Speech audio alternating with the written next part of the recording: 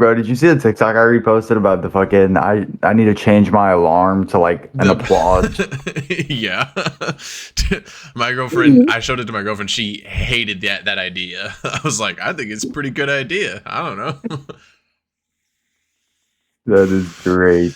My girlfriend hates all alarms. I have my alarm. You wouldn't know what this is, but I have my alarm set to the Ocarina of Time, like the fucking Moo Moo Park or like the Moo Moo Village. It's like it's the softest shit ever because normally my let's compare fucking wake up tones for a little bit. Like my wake up like alarm for the longest for so fucking long was the Rocky theme song. I thought it would get me hype in the morning. It did not, and it only pissed me and my girlfriend off. She hated every morning. She'd have to hear the fucking dun dun dun dun dun dun dun dun dun. And it's not like I would get up and be like, "Let's go." I'd get up and be like, "Fucking fuck." You just wake up. You just start fucking. That was the shadow idea. Boxing, bro. That was the idea behind it. That I was gonna get up and be hype as fuck. It did not work. Some things, you know, are just never meant to be, I guess. No.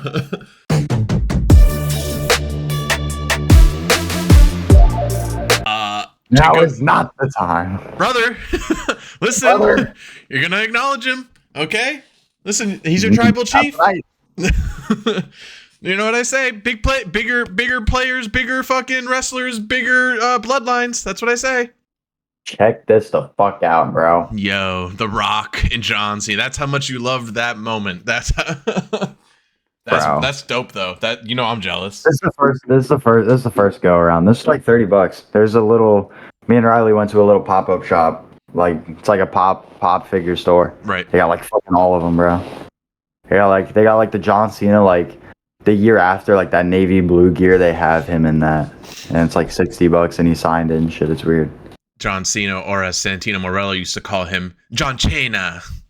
Yeah, that shit used to make me laugh every time. You think you're so tough, John Cena? You'd be like, stop, Santino.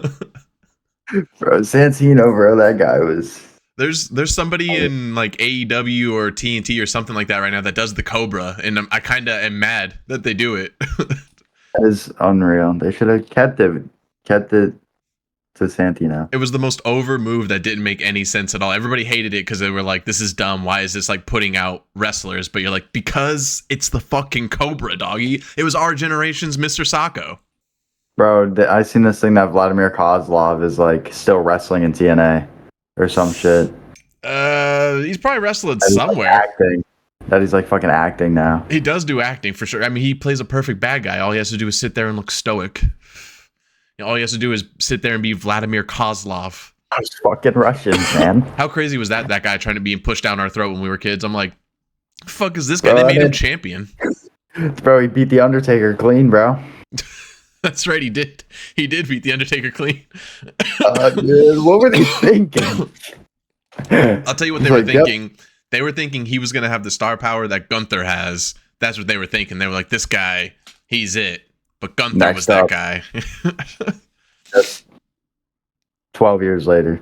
13 years later. It went from him to Rusev, who eventually got over on his own gimmick, but then they kicked him out for that reason. And then Gunther came along and they were like, this guy. Well, of course. Walter. Walter? That was his name before Gunther. Was it really? Yeah. Oh wait, you don't know that? I was just about to bring up how he used to be fat, and then Vince made him lose a bunch of weight to become Gunther. But no, I didn't know he was Walter before that. That's so funny. It was Walter. I don't know. Gunther works as a fat guy name too, so I just thought that was all the same.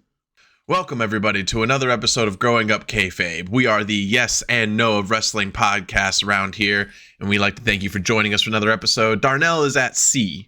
He's gone at sea on a cruise that he is so upset that he is on. He's riding those. He's the only one out there with a straight face looking out at the ocean like, fuck this fucking goddamn boat. I wish this boat would crash so hard.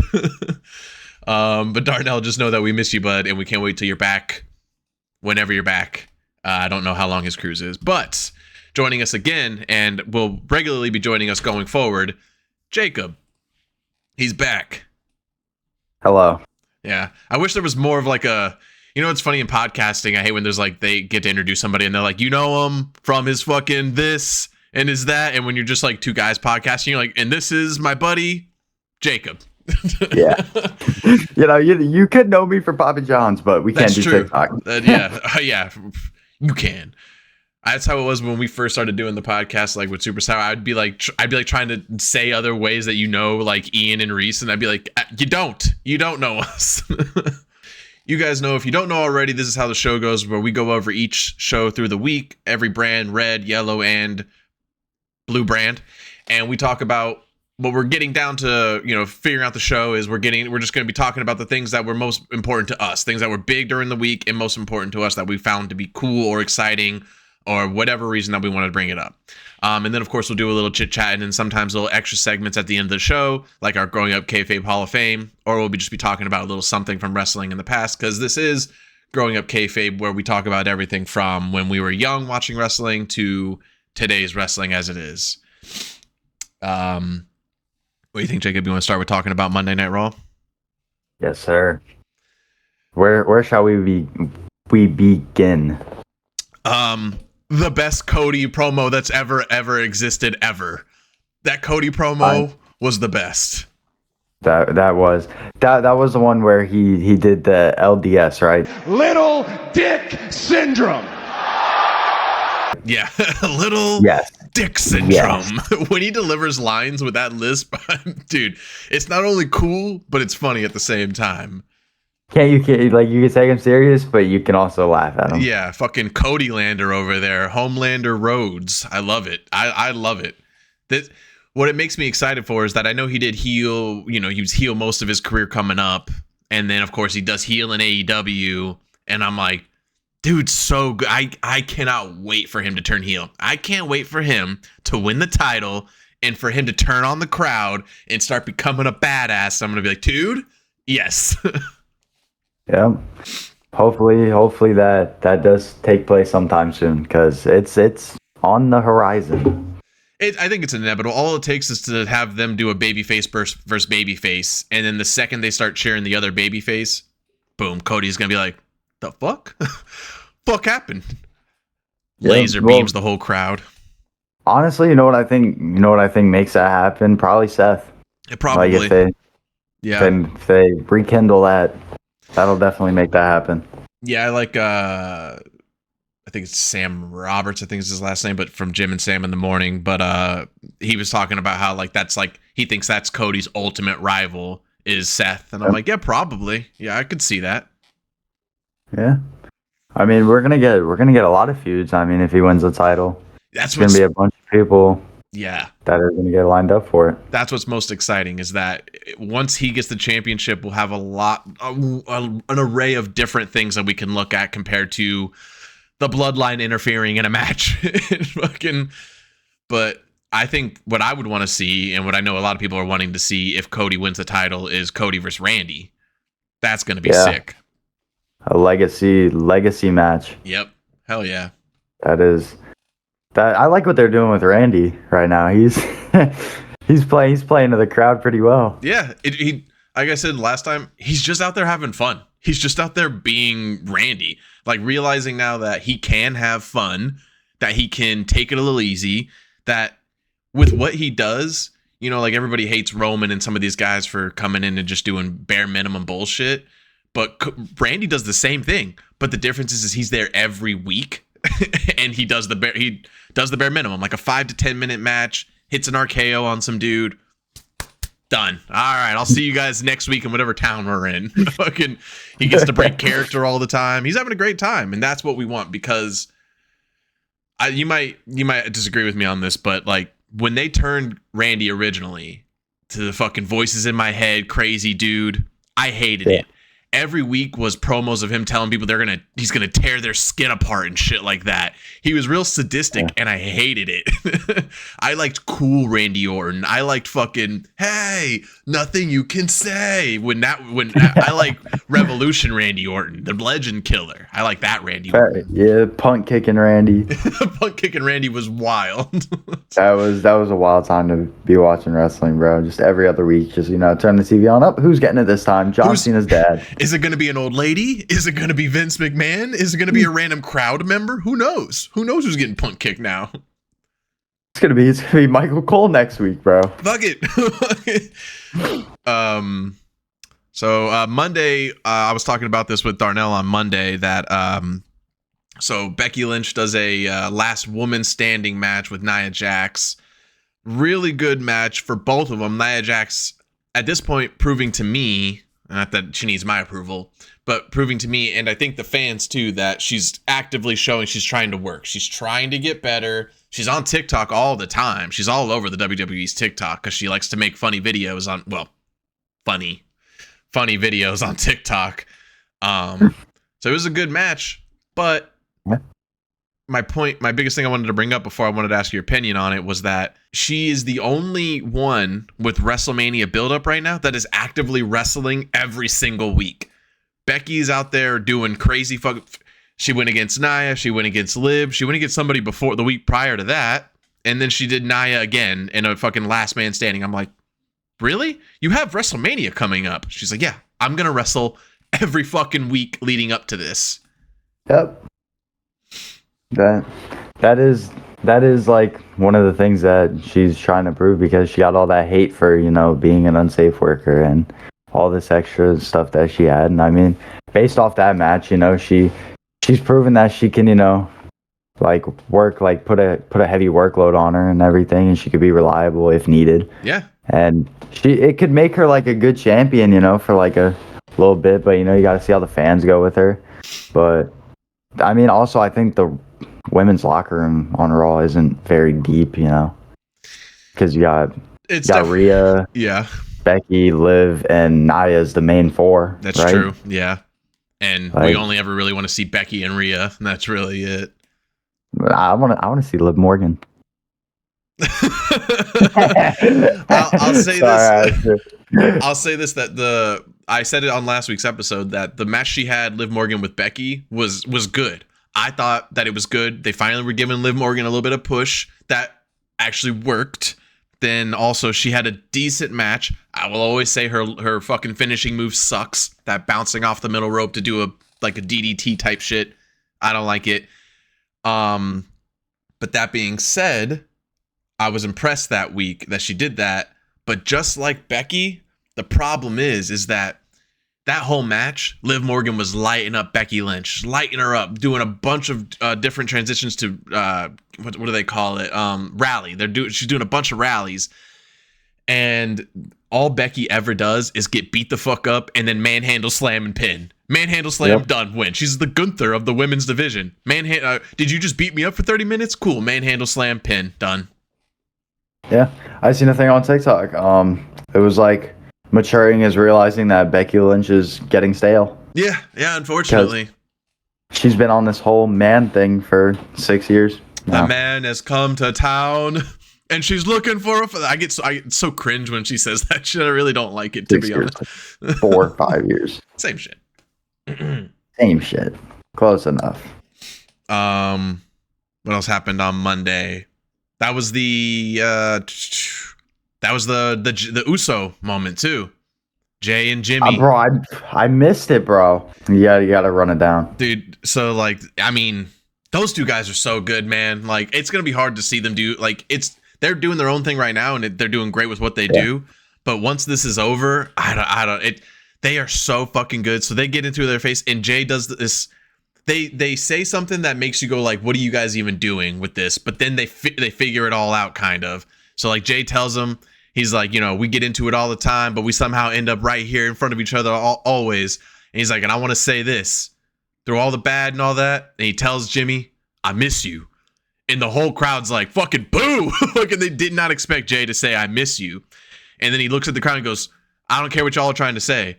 He's like, I don't ride with you anymore. I don't talk to you anymore. I don't see you anymore. I did see that. Yeah, and then he's like, he just wants him to come back, and that's when he's like, I never left you. And finally, Jimmy makes sense of the whole thing, saying I helped you get here. If you look at it, if you read, I think I did see it now, and it makes sense the way he says it. He says it. They say few words and it do trick, because it's it makes sense when he explains it that way. You're like, oh yeah. If you really look at it, when Jimmy did all these things, it got Jay to this position.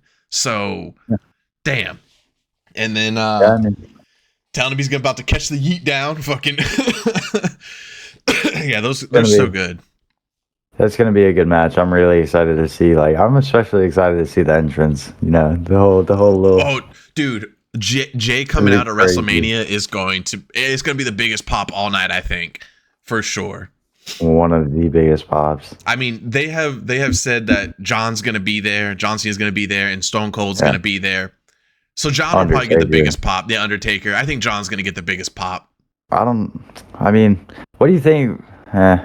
I can see it. Sorry. The thing is, no, I mean, like it's like when Kurt Angle comes out, right? Like I don't know if you grew up on Kurt Angle like how I did, but like, you know, you asked my girlfriend like that "you suck" shit, but I'll run around my fucking house. So you better stop me when Kurt Angle's music comes on.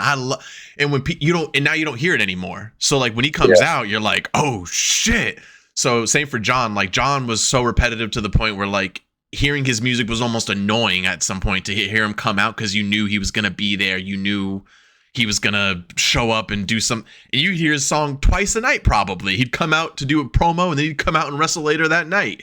It would fucking be annoying. But now when you hear it, you know, and you know, all of us fans, we know we're losing him in a couple years. He's almost done. So it's like now when you hear it, you're like, it's a different level, because now it's all love for him, all love. There's no like and he has the Kurt Angle thing where the Cena sucks thing is like, it's fun. It's like, doesn't matter if you love or hate him, when he comes out, biggest pop, because everybody's gonna do something, whether they cheer or boo. Dude, he's beyond what these legends come out and they get their pops. He's beyond that shit. He's beyond it. Yeah, always. I mean, the aura surrounding him, he's just that guy. I mean, just that guy. It's not gonna get better than that. It's like, it's almost like Hogan and like Andre, like whenever wrestling was first becoming a thing. But Hogan says the N-word, so fuck that guy. So fuck him. It's fuck Terry, as I call him. Who won the Dom match? Sorry. The what? The Dom and Ricochet match. Oh, pretty sure Dom won that. No, Ricochet won. Yeah, Ricochet ended up winning that. And then he does a crazy flip out of the ring, and like I'm pretty sure he flicked him off too, but then they cut the camera from it. So that was funny. Let's see, the one thing that you can talk about from Raw, the one thing that stood out for me at least, that they did on the rest of the shows throughout the week, the production for WWE is stepping up every week. The long camera shots, the one shot fucking that's cool. Oh yeah, and speaking of, dude, the tag team matches for this tournament, insane. Awesome. They've been so good. And it's questionable some of the, like, you know what's funny is Raw's doing it better than SmackDown right now, I think, because they're saying it, they're like, yeah, SmackDown's got their tournament going on over there. I'm like, yeah, who gives a fuck about a tournament? Why are we doing a tournament? Because now we have to wait in for the next 2 weeks. Like, we won't know who's going for SmackDown until like the last week of SmackDown. Then we'll know who's gonna be there. And I'm like, for Raw, we already know. We're already good to go, baby. Now let's build. So that now we get to build on Raw. On SmackDown, they got to do the tournament still. Yeah. And I mean, just the whole thing with Awesome Truth. I mean, it's so amazing to see them back. Follow my lead, dog. Follow my D's. Yeah. The fucking R-Truth, you know, he's fucking wrestling, he gets super kicked, doesn't even know fucking he won the match, bro. So funny. God, he is the best humor in all of WWE, man. Every time he comes out, so I don't care what's happening. I don't care how serious it is. I don't care what I'm like, this is about to be funny, whatever this is. Bro, I found out the other day he's 52, bro. I did not know that. Yeah. He don't look 52, bro. I'll tell you that much. He don't move like he's 52 either. Fucking moves like he's fucking doing splits, bro. What's crazy is to think of like how long he's been in WWE. Like he's been there since WWF. It's how I forget that all the time. Then I see those pictures. I'm like, oh shit, that's R-Truth back in like 92.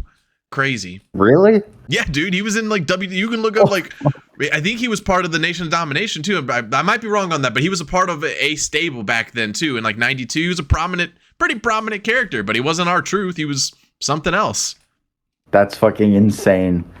Yeah, wow. Yeah, I thought just like most of us from like your age and up to like towards like, so from like 30 to, you know, 21, 22, like you think that like he came in as R-Truth. I'm like, no, he been other shit for years.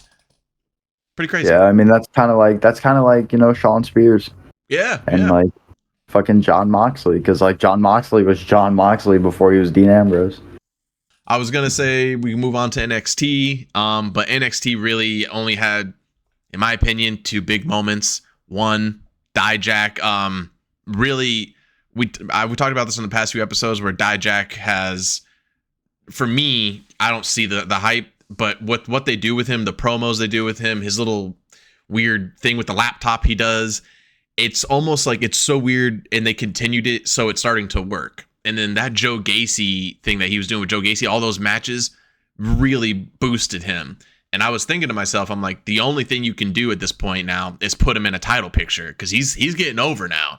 And the first thing they did was now he's up against, he's butting heads with the North American champion over there on NXT. Yeah. So I'm trying to think what's that guy's name too? Oba Femi. Yeah. Who? Yeah. I've seen him come out. I'm just like, bro, this guy, like, no offense, that guy's got like no aura, bro. I'm sorry. He doesn't like he intimidates me, but he's not like, I don't think he's like championship. Like, I think he's too nice. Material. I think is what it is. Like, because he's supposed to be heel right now, but I'm like, nah, bro. He's smiling all the time. You can tell he's clearly so happy to be in the position he's in, and I'm like, yeah, dude. Like, who wouldn't be? But they're clearly telling him like, you gotta be mean, bro. And he's like, I am happy to be here. But he's over with the crowd. You know, all it takes really to get over with the crowd is having something they can chant, and that's what NXT like thrives at, is getting superstars to have a thing with the crowd. You know, Valkyria, fucking Braun Breaker, Oba Femi, you know, Chase U, fucking all these guys who have something that's over with the crowd. That's all it takes. Trick, the number one guy who has he's eventually going to be whoop that Trick. I always hear I be doing Booker's part for him. Yeah.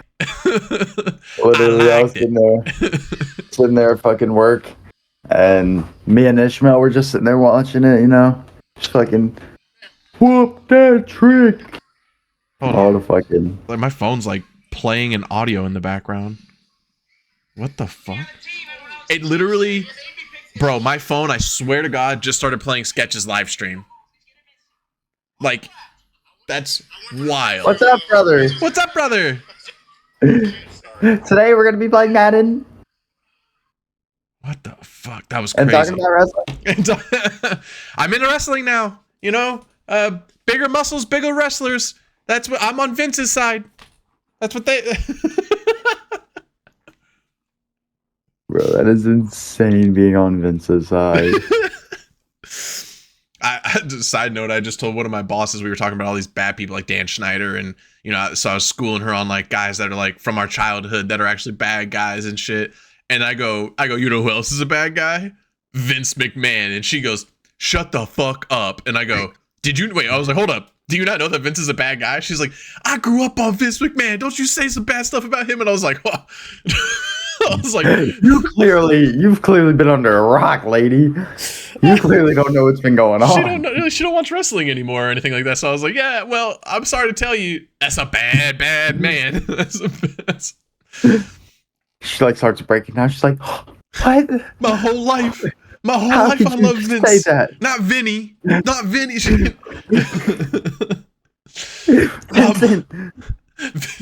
Vincent, no. Say it ain't so, Vincent. But no, that trick match, that was a really good match. That was like the one match I literally sat in front of my phone and watched. Yeah, I like entirely. That. And then the mellow jumping him, I'm like, that's pretty smart. I was wondering when they were gonna do that with his security. Just makes sense to do, you know. I didn't even I knew he had the security thing, but I didn't think that they were gonna do it like that. I was sitting there, I was like, damn, he looks jacked as fuck, and the fit looks pretty nice. And then Ishmael was like, that's not him, bro. I'm like, my bad. He fucking pulls up in the ring, and I'm like, oh. Yeah. It is funny, like, when I see him without that, when he takes the mask off, I'm like, yeah, he does look significantly less built than every other dude around him. It's so funny. I'm like, how did I not catch that look? It's so funny. Yeah. NXT otherwise was a wash. You know, they're figuring that out over there. I like what they're doing. With the crazy bitch from Chase U, I like her, but they need to figure it out so that way she can start having some character development besides this weird wacky story she's on with Riley, and figure it out. Get back together. When I started watching NXT a few months ago, shit was hard. Shit was going hard. I don't know what's happening right now. Well, we can move on to SmackDown, which yet again, I would say it was the better show again this week, but that Cody promo on Monday, dude. I mean, and the tag team matches with the Creed brothers and DIY. I mean, dude, that Monday was a great fucking show. I'm not gonna lie. Then they ended it with the last woman standing. It's pretty epic. Also, just to go back to that Monday, fucking how great it was that it accidentally. This is how good Nia Jax is getting. Okay, Nia Jax pulls out a table. What does every WWE crowd want every single time they show up at the stadium? Tables. We want tables. And she tries to pull out the table. What happens? Table breaks. Fuck. She can't even pull out a goddamn table right. And she's trying to get it, and they're cheering her on. And then she says, "Fuck it. Fuck this table." So via smart wrestling fans were like, oh, the spot's over. They're not going to do the table spot now. So now the crowd hates her because they think she fucked up the entire spot. And then what happens? Becky finds another table, and they're like, yes. But that's smart on Nia. Instead of just running over and grabbing a table and delaying the next whatever's supposed to happen in action, she moved on, probably told Becky about it, and Becky was like, I'm gonna get the other table. Quick thinking by Nia Jax. That's what I'm talking about. Way to go. Way to use that frontal lobe. That's what I'm talking about. That dome piece she's got. She got a big one too. I see her. I mean, she got hit with the stink face from Rhea Ripley, bro. I don't know if you've seen that. Lucky. Lucky. I was like, I wish I was that. I wish I was there in that turnbuckle. There's whatever crowd that was a house show, so it was like a crowd of 10,000. There was at least 7,000 dudes in there. Like, wish that was me. Gosh, man. Gosh, muscle mommy. I know. So Friday, let's see. Something I don't like about it is the damage control thing going on, right? Yeah. So I don't understand why the hate for Bayley. I don't understand why in the sense of story writing, Bayley is just constantly either getting beat up, left behind, and not doing anything. She's had one match in the whole build-up, and she got jumped, and that was it. And Naomi came out and saved her, but then they both got jumped, and then they lost. So, same thing this week. Naomi goes up against Io, who me and Darnell pointed out last week. If you don't remember, Io hasn't even fucking wrestled since she got the title. That was her first time wrestling. She probably wrestled at a house show or something like that, but on TV and on PLE, she wasn't at Elimination Chamber. Survivor Series was before that. That's where she won. Or well, no, she won. No, she won at Mania. SummerSlam, right? And she hasn't really wrestled a program since then. So this is like really the first time seeing Io actually do something. Yeah, I mean, at this point, the fans probably just want we all want Bayley to win. So it's just like, it's the end of it, or it's like the end result. So what they're doing is I feel like now they're just trying to add filler matches to the card.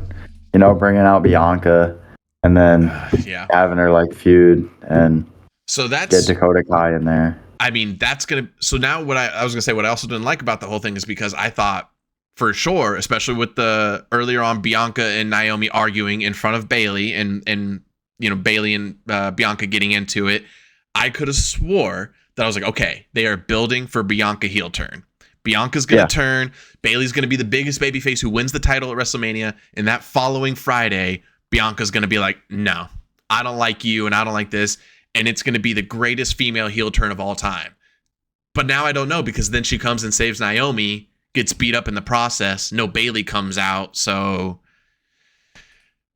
we don't know. Yeah, now I'm confused. Which I guess kudos to the writers, because I'm in limbo. I'm confused. They know. Yeah. I don't know. I'm stuck, brother. Brother, this writing, it's getting creative. It just sucks that Charlotte's not there. Charlotte would be making this a little bit better, but she got hurt. So the thing about Charlotte too is that Charlotte's was getting stale. Then when she came back this recent time, dude, she was on it. She was on one, doing crazy shit, doing things out of her repertoire, doing things very well, but then gets injured. Yeah, I think it sucks too, because I think most people would have normally been on a page of I don't want to see her shoehorned into the title picture. But at this time, we did. I was like, I would love to see that. And, shit. It's what's gonna happen when she returns. Obviously, like where I want to see a feud with her and Jade. Her and Jade would go hard. That would be sick.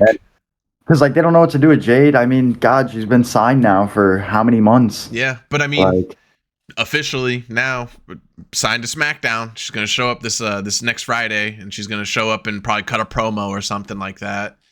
Yeah. Smart to get her in a place, but again, in my opinion, you can't do anything with her until after Mania, because otherwise you're just gonna waste time with her, and you don't want to book her for squash matches like you did Braun Breaker. You want to book her for a program and get it going. So I think like anybody else does think like the best thing to do with her is like her versus Bianca coming in, especially if Bianca's going to be turning heel, then her versus Jade for a program. Or I like that again. That's the first time me hearing that idea at all. But her versus Charlotte, if Charlotte were able to come back, yeah, I'd watch the fuck out of that program.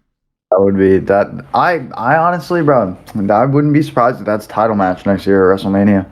Or at the next one. I mean, it's gonna happen for sure. It's gonna be. I feel like that's like gonna be like one of the bigger rivalries. And, hopefully, I mean. And go ahead.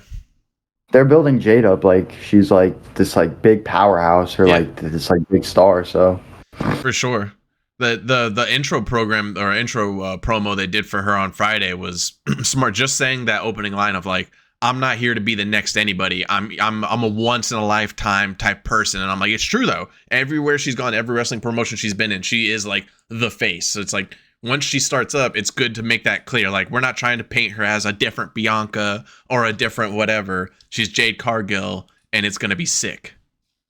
Yeah. It's nice to see. I'm not saying this in like no type of way now, but it's nice seeing all these like buff female wrestlers because you're actually seeing some actual like feats of strength going on, and like you're seeing you're seeing stuff that like you're not used to seeing because like growing up there was just 2-minute throw him against the ropes and hit him with the bulldog and pin 1 2 3. I don't even know how I was able to be into those matches when I was younger. I really don't. I don't. Like, the only good things about it were like Trish and Lita. I was just about to say like that's the ones I was into. From what 2000, from when the Bella Twins era to like the end of like that was like the worst. Like that was just like not it. But now they're bringing it back, and it's actually a really good women's division. Yeah, the women's division is, again, I get more hyped on their storylines, like anything with Rhea, anything with Bayley and Damage Control, Io, Asuka, and they just happen to all be doing the thing together right now. Bianca was somebody when I first came back, I was like, I don't like her shtick, but then like I just really enjoy her as a wrestler, because that's the thing about some of these bitches too. Like they're more than that. Like they're either more than one or the other. They're either like a full package, or they're really good at their character and they may lack for wrestling, or they're one way or the other. Like but then you got these bitches who are full package, like Bianca and dude, Stratton.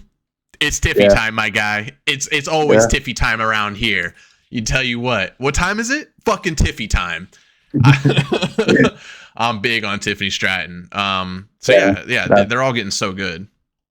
It's gonna be good for the company for the coming years. And on NXT, Valkyria, their women's champion. Love that bitch. Yes, rest of SmackDown. They started with the Rey Mysterio versus Santos Escobar, which was, Rey almost fucked up a couple times. Shouts out Santos, who saved him a number of times, but Rey almost botched and fucked himself up a couple times. Yeah, I mean, it's hard to like put Rey in like a decently like it's hard to put him in a decent like program, I guess, or like in a decent storyline. So it's just like he's just putting all these young guys over, making them look good, and that's probably going to be the whole like point of his character for the coming years till he goes. Yeah, exactly. I think once he's done with this LWO thing, and this may actually happen, especially because what happens with that match? Dom interferes, which is crazy. This time has passed since Mania, and out of nowhere, Dom's like, you know what, Dad? Fuck you. Which is, I guess really great for his character. He's such a little shit. He just, he's like, you know what? I'm bored. I'm gonna go fuck over my dad's match on SmackDown. All right. Yeah. Side note: Are they cool IRL? Because I heard some shit that they aren't or something. No, yeah, they're fine in real life. Yeah, Okay. yeah, for sure. Yeah, I think they're just trying to. Most people are trying to make sure that sells as much as possible outside. Because, like, for example, UFC Mexico, Rey Mysterio was there. Dom wasn't there. Like Ray was there with some random dude, some random kid, and like I was like, who the fuck? That's not Dom. Who the fuck is that? So it's like they don't even hang out like in public like that. Like you don't see pictures of them hanging out in public, and I think they do it for kayfabe. I think. Yeah. So I mean, fair enough. Yeah. So That's crazy. Though. It's like you gotta hang out with them behind closed doors, yeah, bro. for real. Make sure there's no cameras when we hang out, Dad. Yeah, we can go for dinner, but make sure there's nobody taking pictures. It's got to be a home cooked meal. Yeah, for real. He's fucking like he's wearing like the black jacket hoodie WWE setup to go to his like mom's house. He's like, nobody can see me. Bro's in a fucking trench coat. They say this is just insider shit that they're saying that might happen is that they might be setting up for a hair versus retirement match for Dom and Ray. So that would honestly be the best way for Ray to retire is to lose to Dom at WrestleMania this time because he beat Dom last year. So let Dom win to put you over because that's Ray's biggest thing. Yeah. He likes to put over other talent. Who better than your son who has a ton of heat right now? And what better way to get him even more heat than to beat you in a hair versus retirement match to make it be so that we never see Rey Mysterio ever again is because of this guy right here. That'd be the best way to get him Now I want to see it. Now, make it happen, yeah. goddammit. Yeah, literally make it fucking happen. Come on, Triple H. Please, bro. You just summed it up so perfect, dude, bro. Paul happening to listen to our podcast. This is going on the TikTok, bro. Yeah, I'm Don't tagging worry. Paul, This tagging WWE. Yeah. Fucking tag them all, bro. Hell yeah. Get them on it. Make it happen. I mean, it would be like a really good match, you know? It's just like, I'm honestly, I wasn't so big on Dom, like, first whenever, like, he was around, but, like, now, seeing the story development and him as a wrestler, like, he's actually a really good wrestler. Like, yeah, he's got really good training, and it's, like, really showing. Yeah. And he can compete with these, like, big guys, bro. Like, it sucks that, you know, we didn't get to see Brock versus fucking Dom, bro. That would have been, it would have seemed like a squash match, but, like, that would have been like a very underrated match in my opinion. Yeah, for sure. I mean, Brock would have had fun. I feel like Brock hitting that point like where he would just be like Randy, bro. He's just out there to have fucking fun. Yeah, he'd be out there. He had said before they removed him that he was specifically about to start going out and giving his best work possible, but only for the programs that he wanted, and that's who they were going to give him. So he wanted Gunther, he wanted Braun, he wanted Dom. And those were like some of the people that they offered him that he was like, that sounds amazing. And he was about to put in work. But, you know, just saying that he's not even part of the lawsuit. They just dropped him because of allegedly there was a UFC champion that Vince was talking to. They have no proof that it was Brock, but they're removing Brock because of it. And every week it seems more and more like he will come back. Not soon.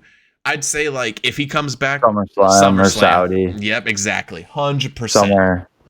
Some big money show. Yeah, exactly. Because it's like that's what they're doing with this Rock and Roman thing. They're just gonna bring it to Saudi or bring it to SummerSlam if The Rock allows it. Yep. Yeah. It's not like The Rock. Like I'm not trying to like bring spoiler to nothing, but after WrestleMania, bro, he's just going right back to Hollywood till SummerSlam. Yeah. Like I keep up with like wrestling. Like there's these people I watch WrestleMania, bro. I don't know if you've ever like. I'm a big WrestleMania fan. Yeah, I watch WrestleMania every day. Yep.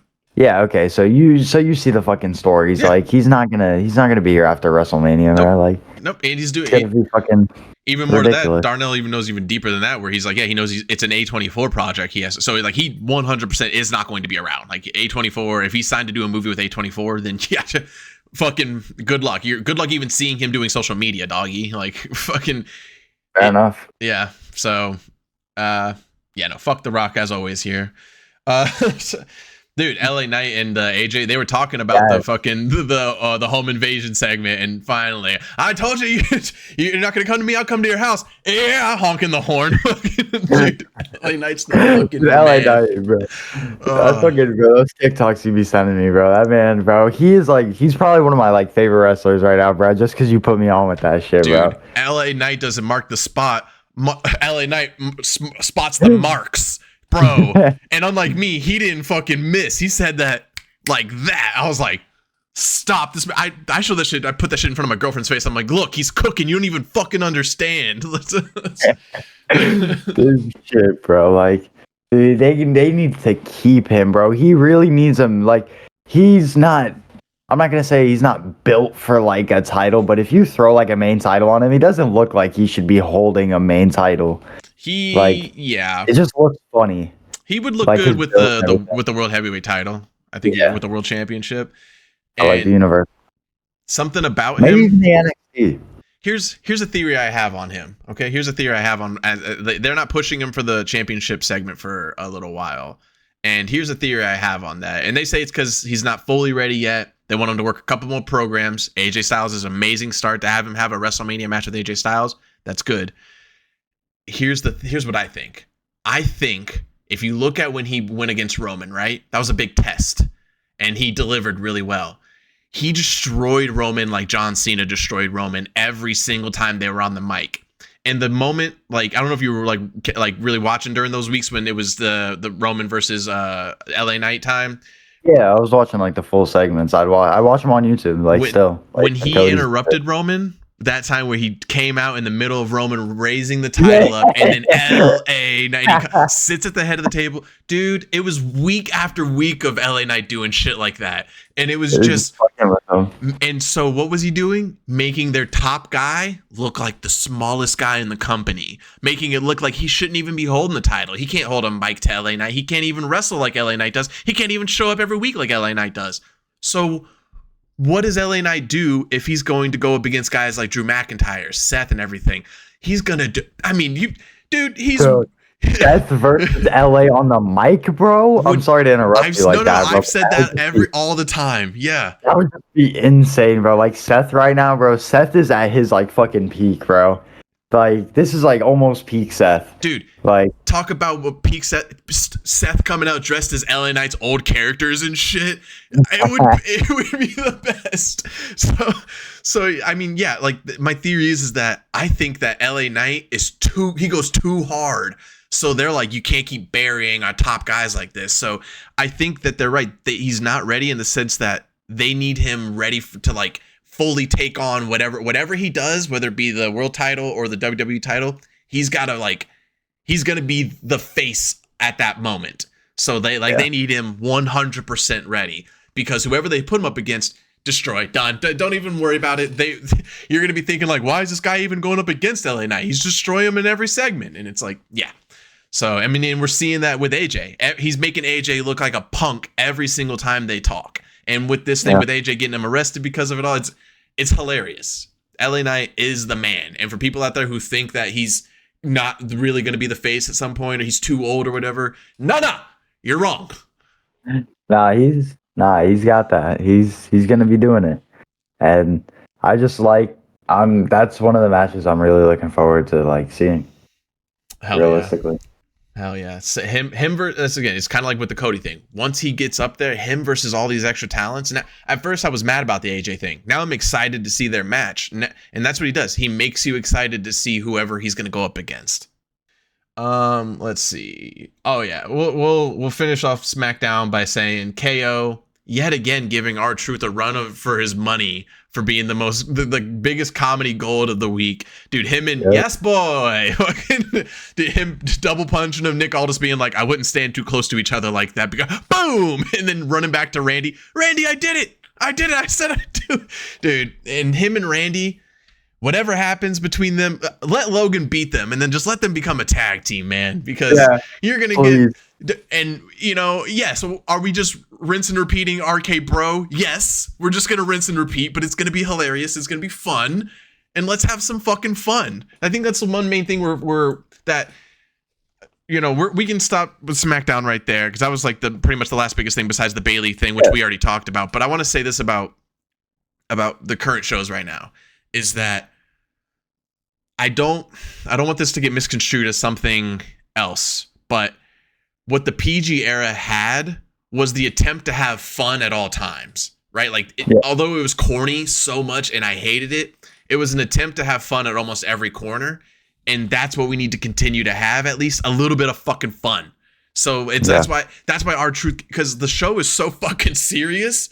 until R-Truth comes out, or KO comes out.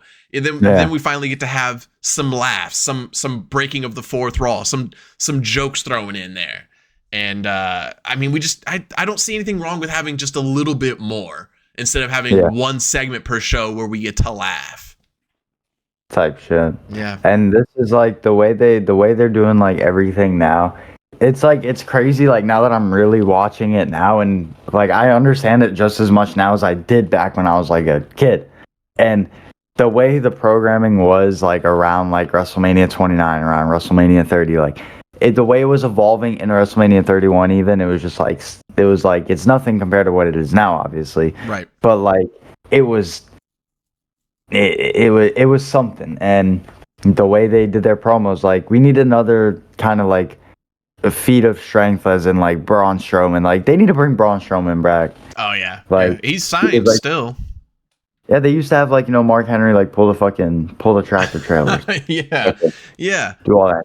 Yeah, I like, know what you sent mean. me that shit, bro. Yeah, like something that's just like something more that's just than just like vignettes of guys talking, something a little bit more, something. And that's what NXT kind of thrives at. They do a lot of shit outside of the ring too, but yeah, I don't know.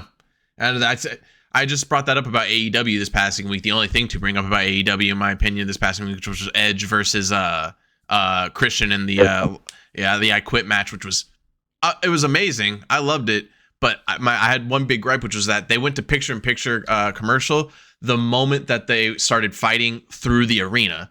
So they're having fun fighting through the arena. There's fans watching it that are like outside getting concession and shit, and you didn't get to see any of it because essentially they just cut to commercial. So it's like, and then it finally came back once they got to the ring, and I'm like, no, see, that's the kind of shit we want to see. We want to see them doing funny shit everywhere, or fun shit everywhere, not just in the ring. And Tony Khan, he isn't in that like mind. Like, I don't think he's really gotten to that point that he doesn't know how to like produce or like give us the presentation like other promotions. Yeah. And well, I mean, once he gets there, like he gets there and he does it, but like, yeah, you got to show us that fucking crowd fighting stuff, bro. It's like that's what the meat and the meat and the whatever the meat and rice. It's the meat and potatoes.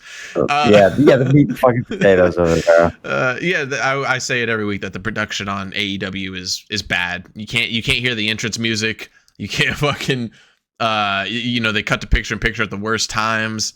Camera cuts are weird. There's constantly something that's going on weird. They'll usually cut from scene to scene, and you can still hear the commentary guys talking, and you're like, dude, mute the mics. It's the simplest thing. Mute the fucking microphones.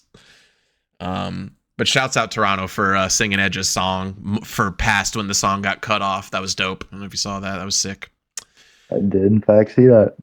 Thank you guys so much for watching the episode. Please go follow our social media, Super Sour JIR, and follow us on Twitch, twitch.tv/Super Sour JIR, where we streamed this live today, and we will do in the future. We can do that in the future. We can, so hang out with us on Sundays when we record the episode, and hang out with us during the weekends when we're playing games, and during the weeks when we're playing games, because I'm on Twitch almost all the time. So what's your Twitch and your Kick? Which one do you want them to go follow? So Kick is I am Jacob with 2 B's at the end. I'm gonna go ahead and cut that part out. No, but no, I'm just playing.